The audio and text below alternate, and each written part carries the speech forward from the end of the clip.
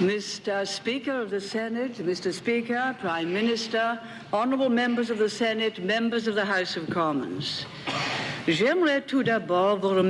of all, I'd like to thank you for this great privilege and for the honor that you are providing me by inviting me to speak to you for a second time. There's a lot to be said for longevity.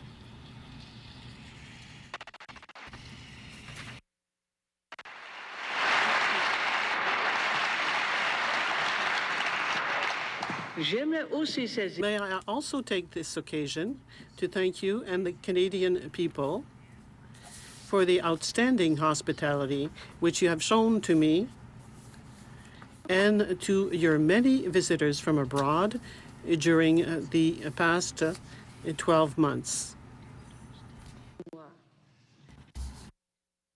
An extraordinary year in which world leaders, sportsmen, businessmen and many others have flocked to Canada. The Francophone Summit, the Commonwealth Heads of Government meeting, the Economic Summit and the Winter Olympics. Mr. Speaker, the British team may not have returned with any gold medals, but I think we can claim to have been represented by the most famous competitor.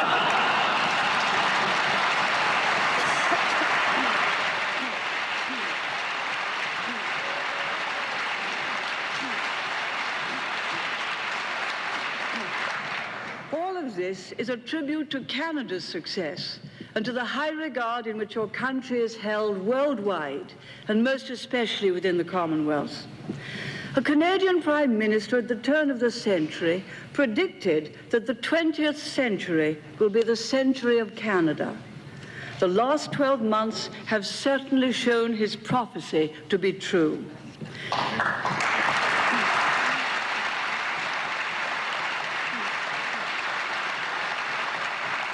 And I should like to pay a particular tribute to the skillful and creative chairmanship of those meetings by your Prime Minister, Brian Mulroney, most recently at the highly successful Economic Summit.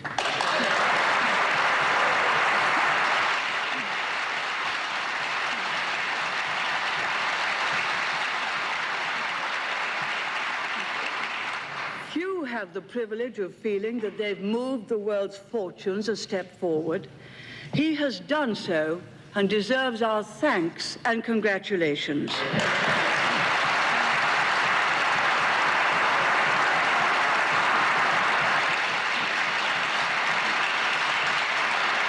Mr. Speaker, our two countries are metaphorically and often literally members of the same family. Like a family, we have experiences in common that go back to our beginnings. A Canadian rode at Balaclava in the charge of the Light Brigade. Canadian boatmen ferried British soldiers down the Nile in the attempt to rescue General Gordon at Khartoum a century ago. It was an engineer from Quebec, Sir Percy Giroir, who built the railway that was so valuable in opening up the Sudan. And above all, we remember together our war dead by wearing poppies every November, because a Canadian soldier, Major John McRae, wrote the poem In Flanders Fields in the early morning of the 3rd of May, 1915, while the first Battle of Ypres was raging.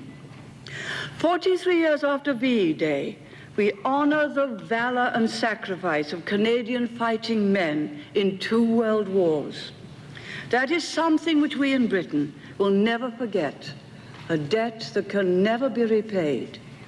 So too is the enormously generous help which you gave Britain in the post-war years.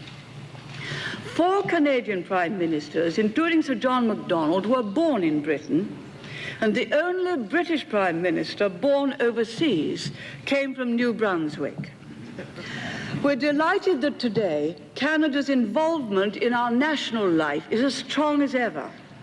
There are no less than 160 Canadian firms active in the United Kingdom, with 9 banks and 13 security houses. Individual Canadians, Paul Reichman, Conrad Black, Graham Day, are making a great contribution. And most exciting of all is the major Canadian investment in Canary Wharf, the remarkable architectural and commercial renaissance of London's docklands. Last month, I opened the construction phase myself by sinking the first concrete pile.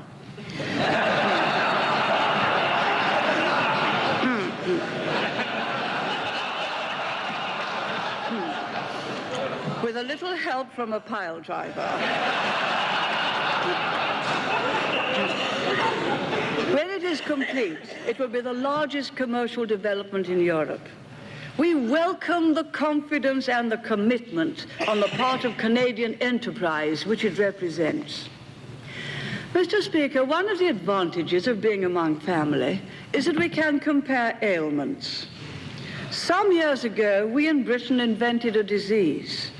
Its symptoms were a combination of stagnation, inflation, financial problems, labor troubles, and loss of confidence. They called it British disease. A Canadian commentator, Goldwyn Smith, provided an excellent clinical definition of the malady nearly 100 years ago. He spoke of countries that were rich by nature and poor by policy. Today, many of us in the developed world realize that in varying degrees, we have quite needlessly been poor by policy. But we've come a long way since the days when people thought that you could spend and borrow your way to prosperity, that you needed a budget deficit and a bit of inflation to get economic growth. Now it is understood that the government's role is to keep downward pressure on inflation and to create a sound financial and legal framework in which enterprise can flourish.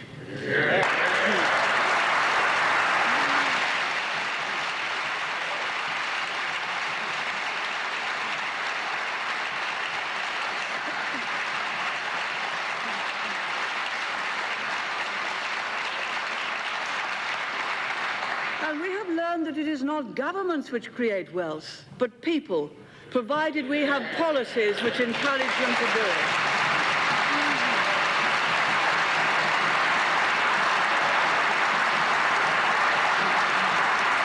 We've also got away from the debilitating concept of the all-powerful state, which takes too much from you to do too much for you, constantly substituting the politician's view of what the people should have for the people's own view of what they want.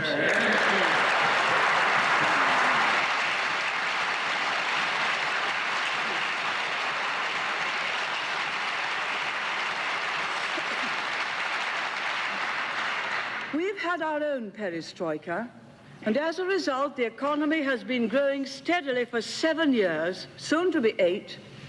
There are more resources available for the community's needs, and we have a budget surplus with which to repay debt.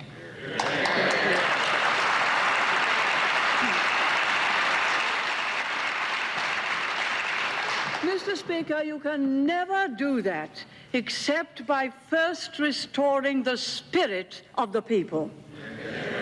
The great economists of the past knew this. Adam Smith was not a professor of economics. He was a professor of moral philosophy. He understood how to work with the grain of human nature. He knew the heights which it could reach, which is why his policies for creating the wealth of nations will endure throughout the years. And today you can feel the pride and confidence, both in Britain and in Canada. Both our countries have learned that lesson. As a result, we have achieved remarkable economic success, and today we jostle for the top place in the OECD's growth stakes. Among the Economic Summit's 7 countries, sound money, lower taxes, and freedom for enterprise are now common form. It wasn't always so. But every year since the second cycle of summits started in 1982, the heads of government have committed themselves to those policies as the best basis for stable and long-term growth. We've put behind us the financial irresponsibility which made the 1970s a decade of missed opportunity. I don't believe that the world could have withstood the shock of last autumn's fall in stock prices so well if our policies had not been built on sure foundations. We have established a new orthodoxy. But low inflation and prudent financial policies need to be supported by open markets and flourishing world trade. Here, too, the Toronto summit took important steps forward. We committed ourselves to the success of the GATT roundtable negotiations and encouraged measures to free up world trade. Mr. Speaker, by 1992, every firm in Europe, whether engaged in manufacturing or in services, will have a single market of 320 million people. What a dramatic development that's going to be. To add to it, the Channel Tunnel will give Britain, for the first time in our history, a land border with Europe. There will be new opportunities of every kind, not just for member countries of the European community themselves, but for those countries which trade with the community. And let me reassure you, it is not Britain's intention, when removing barriers within Europe, to see them raised against our other trading partners outside Europe. But Canada and the United States are pointing the way with the Canada-United States Free Trade Agreement, which the Economic Summit warmly endorsed.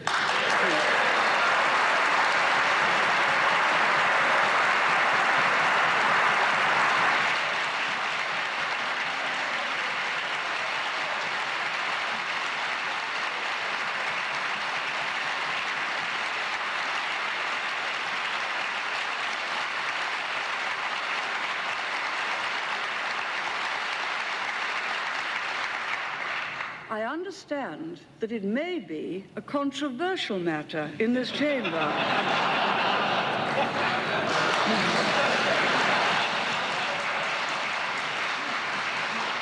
And I will only say that I don't underestimate Canada's courage in taking this step in partnership with its giant neighbour. But on the basis of Britain's experience of joining the European community, you need have no fear that Canada's national personality will be in any way diminished.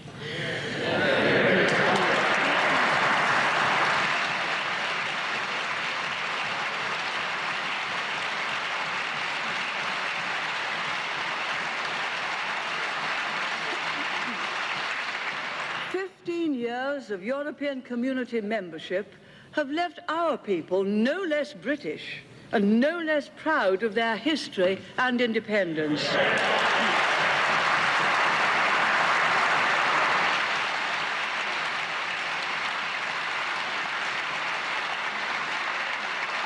Moreover, protectionism is not a lifebelt which keeps an economy afloat.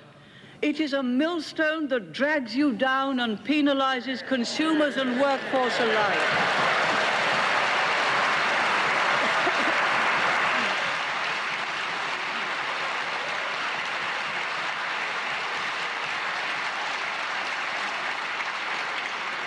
Subsidize the inefficient, and soon that is all you have. You lose the competitive edge to export abroad and keep prices down at home. There is another major world problem in their future. But look at the situation now. Countries compete with each other to give bigger and bigger subsidies. Farmers in Japan are being paid 8 times the world price for rice. In the United States in 1986, one single state received more loans and other aid from Washington than all the nations in Africa got from the World Bank. In Europe, the subsidy per cow is greater than the personal income of half the world's people. And even Canada is not a model of absolute virtue.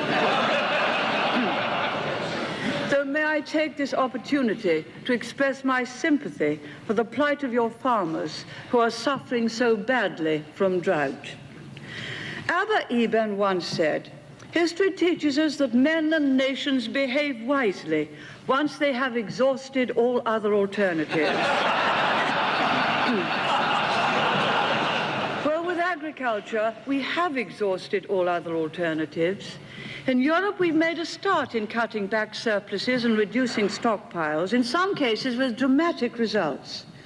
At Toronto, we all recognized that setting realistic goals for reducing subsidies on a fair basis in all our countries offered a way forward. A way forward which will offer a surer future for our farmers, a better deal for our consumers, and hope for the third world countries whose markets are unfairly saturated by the sale of our subsidized surpluses. Mr. Speaker, here in this chamber, we are all privileged to be active in government and politics at a time of unprecedented hope and opportunity in relations between East and West. President Reagan's recent summit meeting in Moscow with Mr. Gorbachev was an historic success. A new chapter in East-West relations has been opened. We owe that to President Reagan because of his firmness, the way he has stuck resolutely to his convictions and beliefs. We owe it also to Mr. Gorbachev, who, with a rare insight, has seen that communism has not been able to deliver the standard of living, of social services, of technological advance which its originators promised. And he's had the vision and resolve to embark on a course which, by mobilizing greater personal responsibility and initiative, will bring greater benefits. It's not going to be an easy path for the Soviet Union and its allies in Eastern Europe. Those who engage in great endeavors never find the going easy. But it is in our interests, as well as those of the Soviet people, that he reach his goal.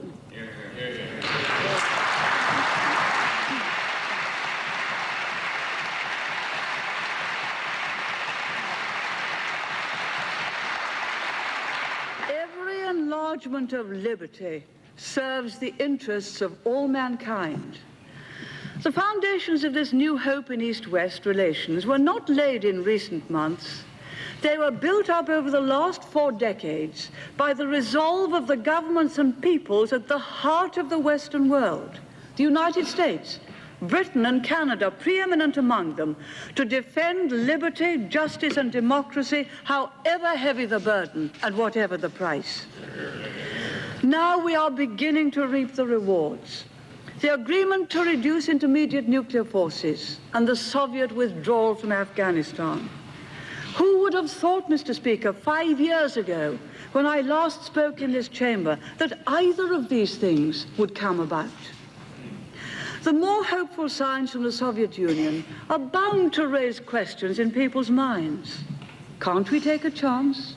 Do we need to go on with the present level of spending on defense? Hasn't the time come when we can relax our guard? Mr. Speaker, nothing could be more dangerous.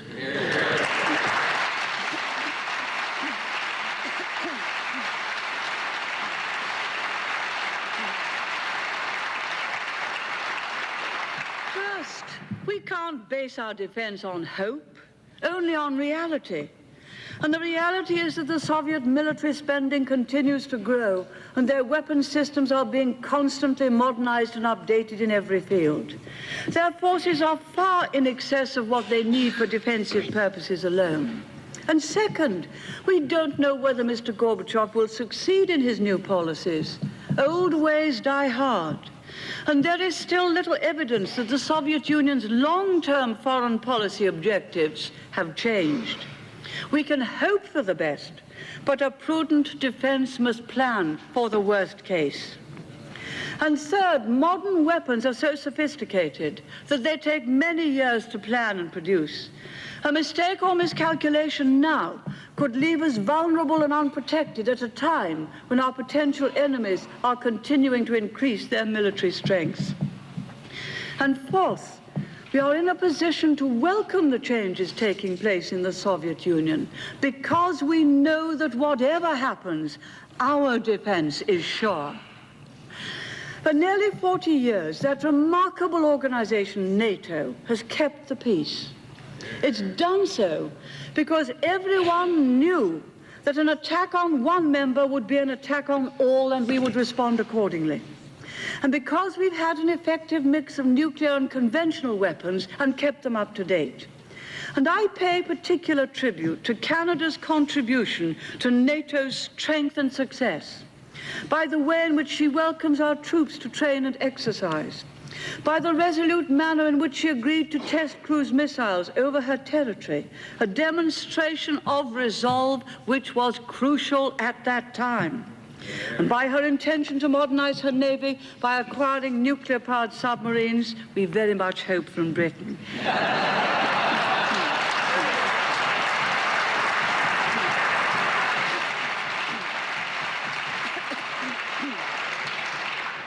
They're quite the best, and Canada must have the best. Mr. Speaker, wars aren't caused by strength or by armaments.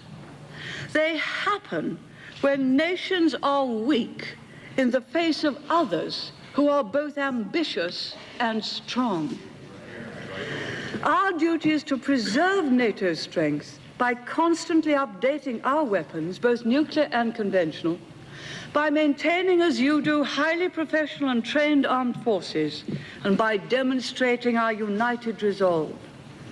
Peace with freedom and justice is the most precious thing we have, both for our generation and for our children. That is the trust they place in us, and we mustn't fail them. Mr. Speaker, we must always remember what lies at the very root of the differences between the Soviet system and the free world. It is a fundamentally different view of the role of the individual and his rights in society.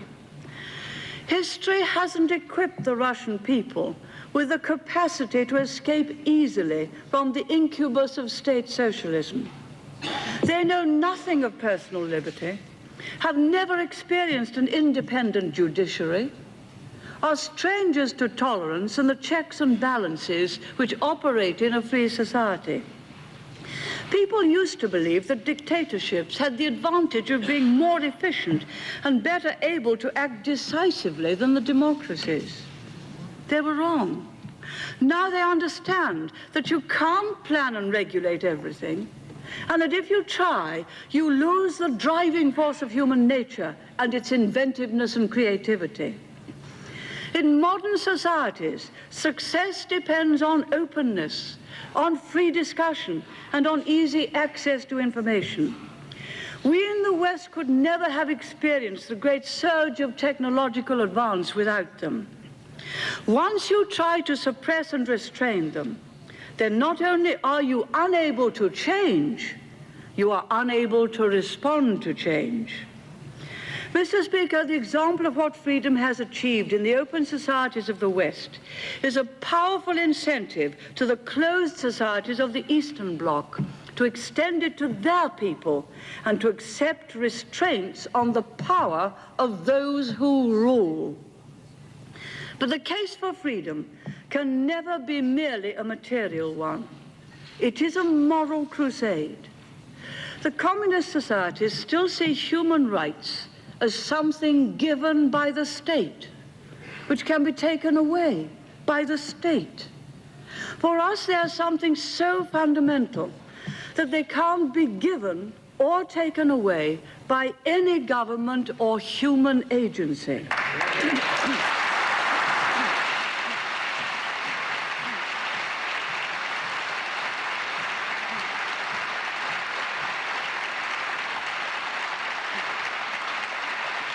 And those who would have us believe that speaking out about human rights runs counter to the aim of better relations play into the hands of the enemies of freedom.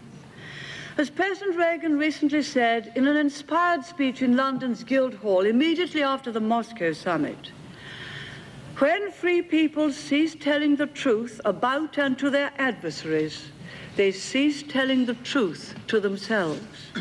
In matters of state, unless the truth be spoken, it ceases to exist. Mr. Speaker, freedom is on the offensive as never before. A peaceful offensive, pursued by example and by persuasion. Its triumph is our highest ambition. In taking his leave of you in 1952, Winston Churchill didn't say goodbye. Rather, he said, au revoir, mes amis canadiens.